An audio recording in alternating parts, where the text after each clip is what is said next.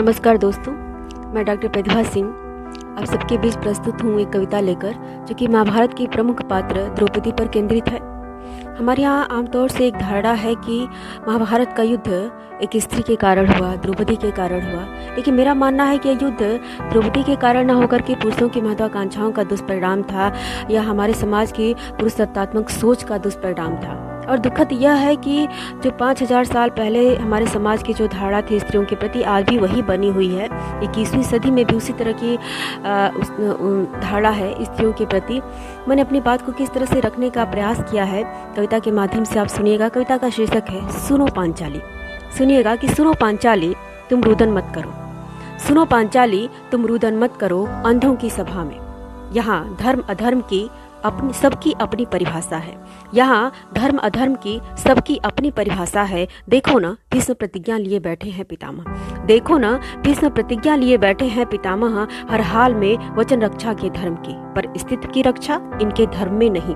गुरु द्रोणाचार्य की विद्वत्ता भी नहीं कर सकती तुम्हारी रक्षा, क्योंकि ज्ञानी भयभीत है सत्ता पक्ष से।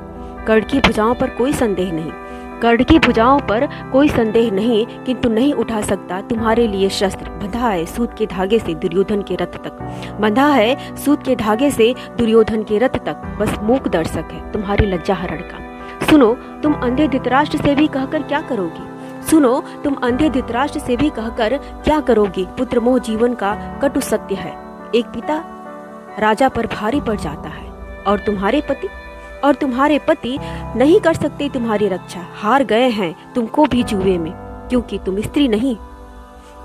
स्त्री नहीं वस्तु हो, जिसको बांटकर उपभोग किया जाए, जिसको बांटकर उपभोग किया जाए, जब चाहे दांव पर लगा दिया जाए। तुम्हारे रुदन का भी कोई मूल्य नहीं, तुम्हारे रुदन का भी कोई मूल्य नहीं। यहाँ तो सब कुछ निश्चित है जिसे होना ही है, तुम्हारे रुदन का भी कोई मूल्य नहीं। यहाँ तो सब कुछ निश्चित है जिसे होना ही है, क्योंकि अधर्म का नाश जो करना है, क्योंकि अधर्म का नाश जो करना है, जिसके लिए तुम्हारी लज्जा हरण आवश्यक है, जिसके लिए तुम्हारी लज्जा हरण आवश्यक है।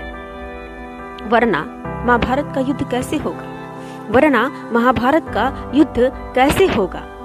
दो भाइयों के बीच उनकी महत्वाकांक्षाओं को जमीन देने के लिए आवश्यक है, दो भाइयों के बीच उनकी महत्वाकांक्षाओं को जमीन देने के लिए आवश्यक है कि तुम्हारा चीर हरण हो, जिससे धर्म की स्थापना हो सके, तुम्हारा चीर हरण हो जिससे धर्म की स्थापना हो सके, ताकि आने वाली पीढ़ियां कह सके कि स्त्री के कारण महाभारत हुआ, कि एक स्त्री के कारण महाभारत हुआ। बहुत बहुत धन्यवाद आप सभी को। Thank you very much.